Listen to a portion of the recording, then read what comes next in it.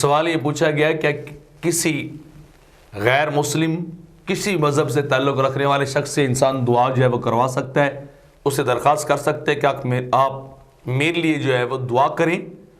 تو اس کا جواب یہ ہے کہ ایسا کرنا درست نہیں ہے کہ انسان کسی کافر سے، کسی سکھ سے، کسی ہندو سے، کسی کرسچن یا جوش سے کہے کہ تم میرے لیے دعا کرو، کیونکہ وہ تو خود گمراہی کا شکار ہے اور ہو سکتا ہے کہ وہ اللہ کو نہ بھی مانتا ہو۔ تو وہ دعا کس سے کرے گا؟ ڈائریکٹلی پھر بتوں سے جا کے کرے گا، یا اپنے ذہن کے مطابق جو اس نے خدا کا تصور باندھا اور بنایا ہوا ہے اس کے مطابق کرے گا اور اسی کو ہی پکارے گا۔ تو یہ شریعت کی روح سے ایسا کرنا درست نہیں ہے۔ اگرچہ روایات کے اندر آتا ہے کہ کافروں کی دعائیں اللہ دنیا میں تو ضرور قبول کر لیتا ہے، ان کی حاجتوں کو پورا کر دیتا ہے۔ جبریل کو مقرر کر رکھا ہے کہ ان کی حاجتوں کو جو ہے وہ پورا کیجئے اور جلدی ان کو فارغ کیجئے، ان کی آواز جو ہے وہ اللہ سننا نہیں چاہتا۔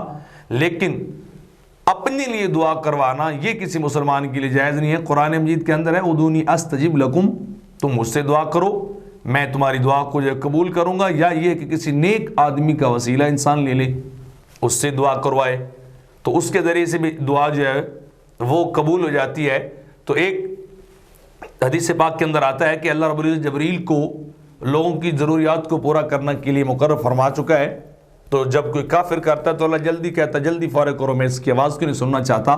اور جب کہ بندہ مومن دعا کرتا ہے تو اللہ فرماتا ہے اس کی حاجت کو روک رکھ، اس بندے کا پکارنا مجھے اچھا لگتا ہے۔